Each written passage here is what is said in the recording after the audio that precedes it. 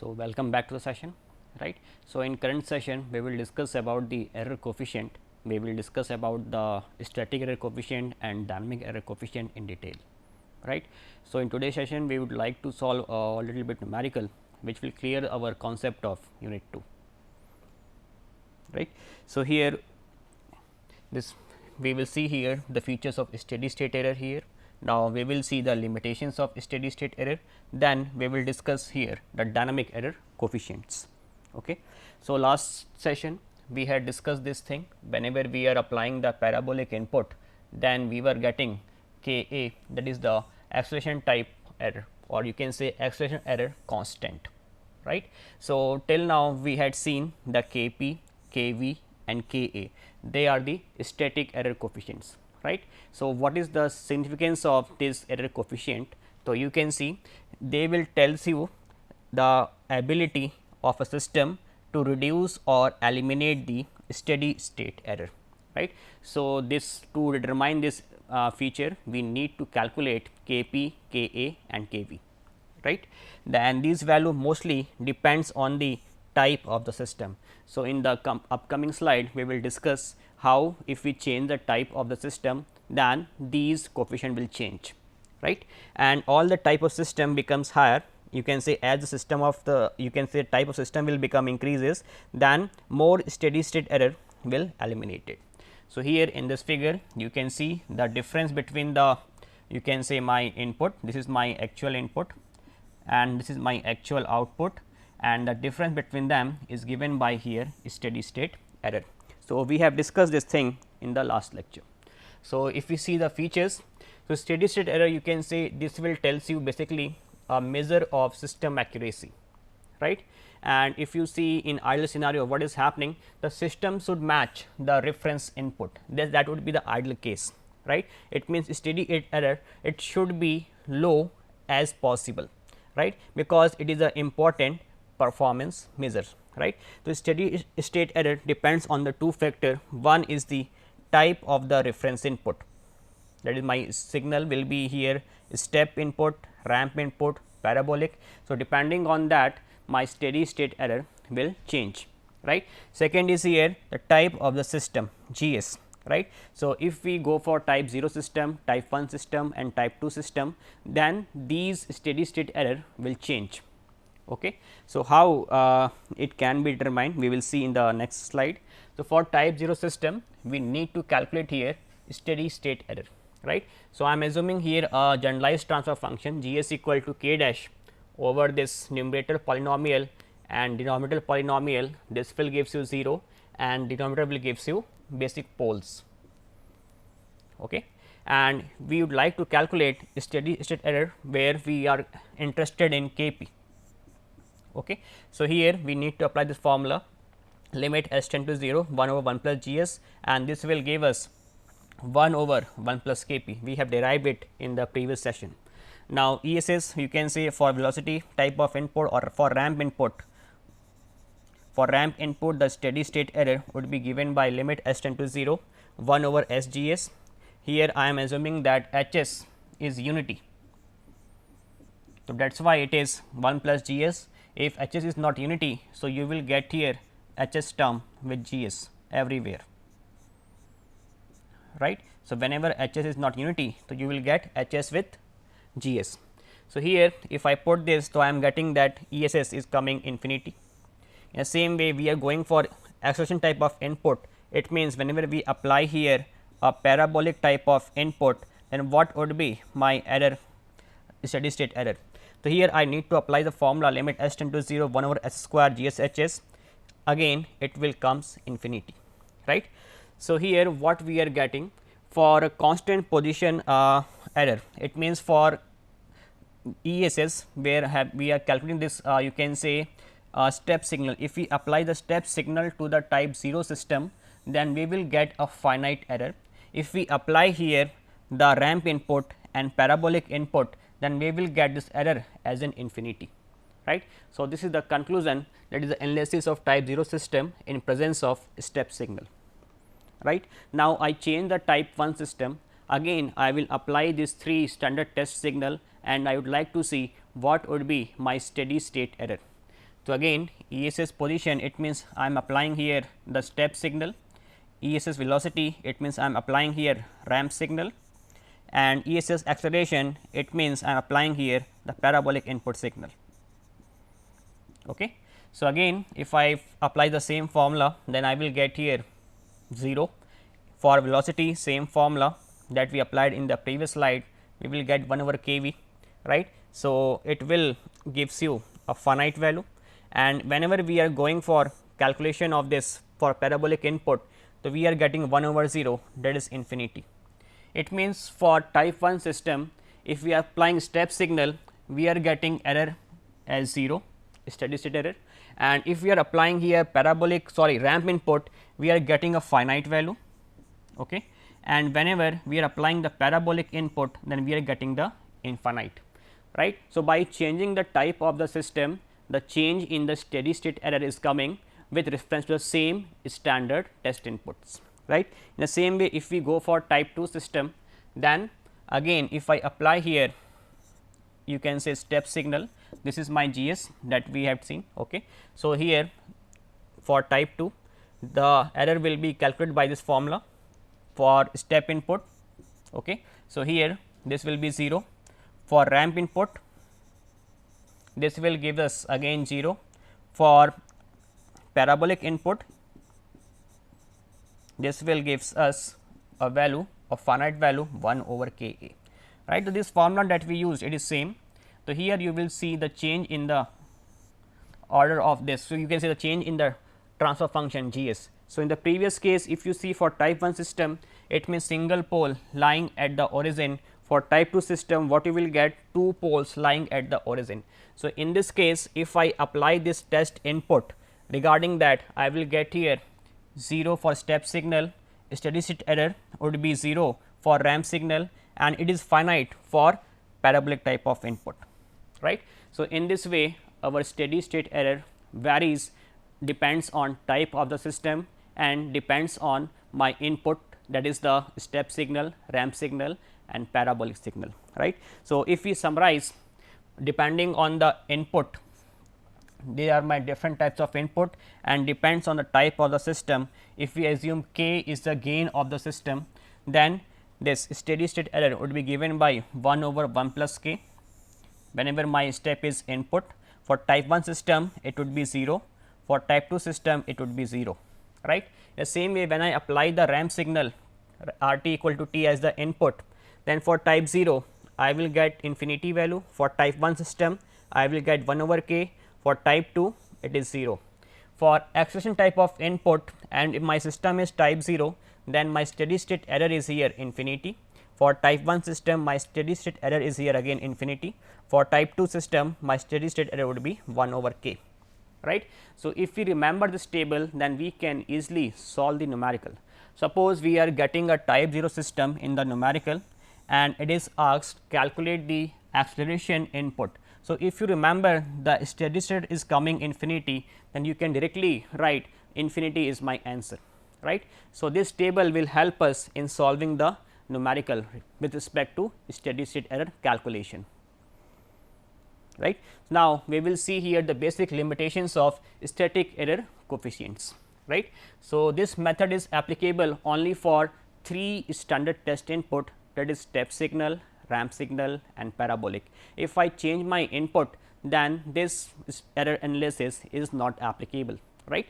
So, here it is only valid for 3 standard test input. Okay. This is the one limitation. Second, you can say it can't give exact value of error. So, whatever error we are getting, it would be the approximate value, right. We are not getting the exact value of exact value of error from this analysis.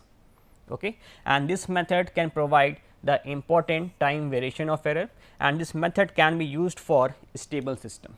So, whenever we are going for non-linear system or time varying system, in that case this analysis will not give us the correct answer.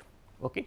So, here you can say time variation can be provided, but whenever we are going for a non-linear and time varying system, then our error analysis would not give us the correct result. Okay. So, to avoid this limitation, we are going for the dynamic error coefficient. Okay. So, here the dynamic error coefficient can be calculated via this error function that we calculated in the previous lecture, right. So, here we are separating the two term, one is R s, second is this term 1 over 1 plus G s H s, where G s is forward gain, H s is the feedback and R s is my input in S domain, right. So, I am dividing this two term in two function, one is f 1 s, second is f 2 s, right. So, both are in S domain, right. So, here whenever I am observing f 1 s dot f 2 s, it means this is the multiplication in S domain. If we observe the same signal in time domain, so what will happen? This multiplication will result in convolution of these two signal, right. You would know this property where f 1 s is this, f 2 s is this. So, when I convert this multiplication in time domain, then I will get the convolution of these two signal, right. So, here E of t would be given as by this integral, you can say by this convolution, where f 1 t, where capital T is the constant that I assume here, and t minus capital T would be here d t. So, here this f 2 t is basically my input signal, right, and this f 1 t is 1 over 1 plus G s, you can say it is the closed loop transfer function.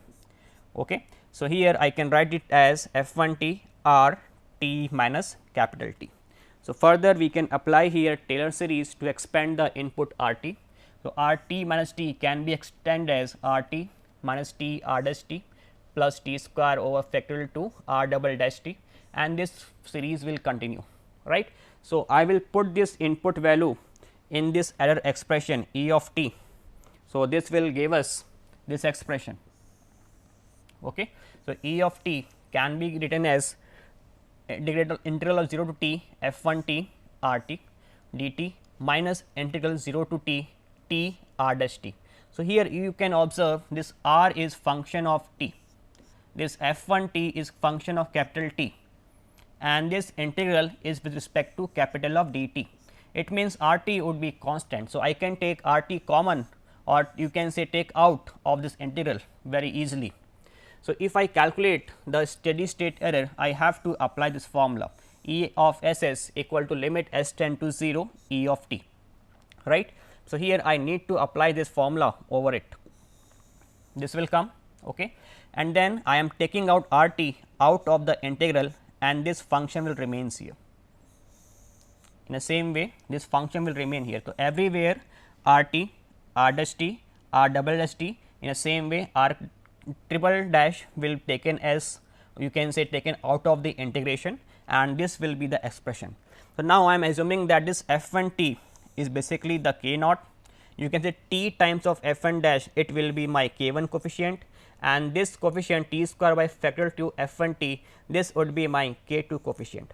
So, I am assuming it, and if I replace k naught, k 1 and k 2 in the above expression, so my error expression can be written as E s s equal to k naught R t plus k 1 R dash t plus k 2 over factorial 2 over R double dash t, and this series will go on. Okay. So, this method will help us to calculate the dynamic error coefficient, that is k naught, k 1, k 2, okay, and this term will go on. So, they are known as basically dynamic error coefficient, where k naught is given as this expression. Okay. If I would like to convert it into S domain or in Laplace domain, so I need to multiply exponential of E of minus s t both side, okay, and this will gives me basically f 1 s, right. And if I apply the limit s tend or final value theorem, limit s tend to 0 k 0, this one, so this will become limit s tend to 0 f 1 s. Okay. So, in the same way, my k naught is given by this expression, k 1 is given by this expression, limit d f 1 over d s. In the same way, k 2 would be d 2 f 1 s over d s square, k 3 would be d cube f 1 s over d s cube.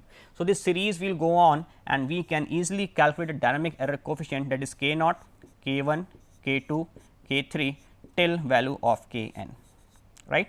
So, if we like to create the relation between dynamic error coefficient and static error coefficient, there is a small derivation. So, I am directly writing the result here, right. So, if we associate k naught with the static error coefficient for step input, so I am getting k naught equal to 1 over 1 plus k p. So, if in the numerical it is asking this is my transfer function GSHS and you need to calculate the dynamic error coefficient.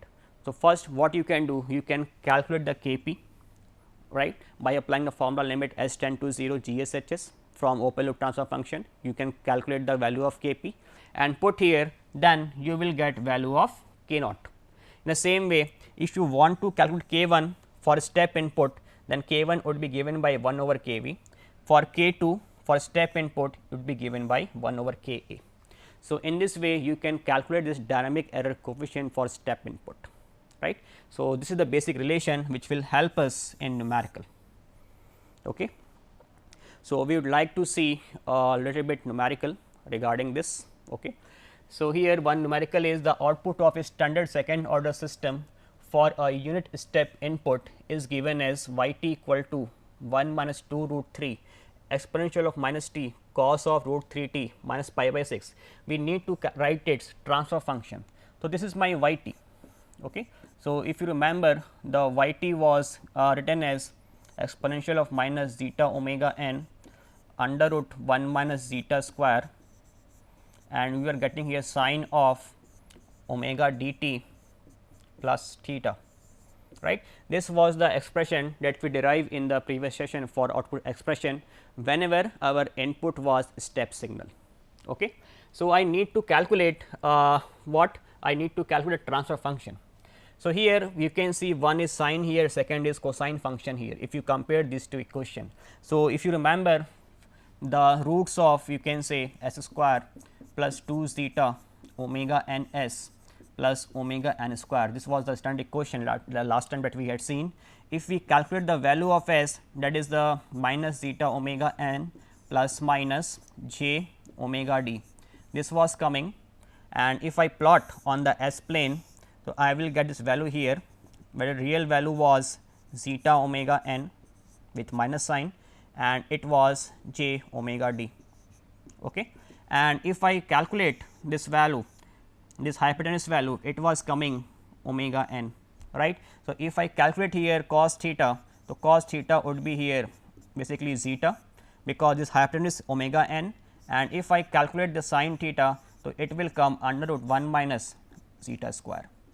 So, here we can write angle in terms of cos or sin, only this representation will change, right. So, here this expression written in the cos and this expression written in the sin.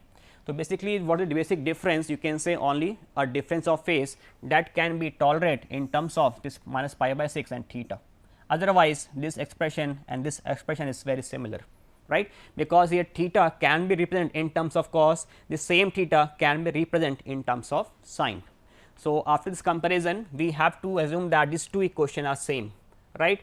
Now, I have to calculate the transfer function. So, what is the second order transfer function? It is omega n square over s square plus 2 zeta omega n s plus omega n square. If anyhow I know the value of zeta and omega n, transfer function is in front of me. Okay. So, here my zeta value, you can say this is my equation number 2 and this is the equation number 1. So, you can see the exponential term, exponential of minus t, and see this exponential term, it is exponential of minus zeta omega n. It means, if I compare these two equation, zeta omega n is equal to 1, right. This is the one, you can say this is equation number 3. Now, if I see the constant term with exponential of minus t is root 2 over root 3, and if I see the constant term with exponential term is 1 over, or you can say under root 1 minus zeta square. So, if I compare these two terms, so I can write under root 1 minus zeta square for equation number 2 is equal to root 3 by 2 if you compare. Okay. And if you square both side, this is 1 minus zeta square, it is equal to 3 by 4. If you calculate, zeta square is 1 by 4, if I further calculate, zeta is 1 by 2, right. So, zeta is 1 by 2, you can put the value in this equation. So, here omega n would be what? Omega n would be 2, right. So, here we get the value of zeta and omega n. I need to write my transfer function. Omega n is 2, omega n square is 4 upon s square plus 2 zeta is 1 by 2, omega n is here sorry, zeta is 1 by 2, omega n is 2 s plus 4. This will come, it will cancel out. So, my question would be 4 over s square plus 2 s plus 4. So, this is my transfer function from this equation. It is very easy to solve it. Okay. So, now we will see the second numerical. So, here we need to write the unit step input response. This is the given unit step response, and for a certain control system CT is coming like this. The undamped natural frequency response omega n and damping ratio are respectively. It means it is asking omega n and zeta, right. So, these two parameter we need to calculate. So, this is CT. So, for calculation I can calculate Laplace inverse, it is 1 over s, sorry, Laplace transform not inverse, plus 0.2 over s plus 60 minus 1.2 over s plus 10. Now, if I simplify it, so here you can take common s plus 60 and s plus 10, right. So, here this s is here, if you write the coefficient s plus 60 multiplied by s plus 10, it would be s square plus 70 s plus 600. Okay. If you see this second coefficient plus term, s plus 60 is here, it will be s square plus 10 s, plus then s plus 10 is here, it means s square plus 60 s, sorry, minus sign will come, right. So, if you solve it, then what you will get, this s square term will cancel out this one and this with minus sign, and if you see 70 s is here, sorry, 1.2 is also here and 0.2 is also multiplied here. Okay. So, if you solve the above numerator part, then you will found that s square term will cancel out. Okay. And because it is 1.2 and 0.2, this will become a minus 1 or minus s square, and this s square will cancel out by simple calculation. After solving in the numerator, you will get 600, and remaining term 70 s will also cancelled by 1.2 times of 60 and 0.2 times of 10 s. Okay. If you solve it, they will cancel out, and in the denominator you will get s multiplied by s square plus 70 s plus 600. Okay. This is my C of s, and I need to write the transfer function C s over R s. So, my transfer function is C s over R s. What is my R s? It is the step input. So, R s is basically 1 over s, and my C s is here this one. So, if I divide here by R s, s will come in numerator, it will cancel out, and this would be my transfer function. Okay. So, I need to calculate here zeta and omega n. So, if I compare with this equation omega n square over s square plus 2 zeta omega n s plus omega n square. Okay. So, here after this comparison, omega n is what? It is under root of 600, it is near about 24.3 if you calculate, and then I need to calculate the mid part or zeta omega n. So, 2 zeta omega n is equal to 70, or zeta omega n is 35, okay, or omega n is 24.3. If you keep zeta equal to 35 over 24.3, okay, then it will be around 1.43 something, right. This is approximate value, not exact value, you can calculate. So, in this way we can calculate here zeta and omega n, right. Now, the next numerical we can see here, this equation is given, basically it is the quadratic equation of second order system.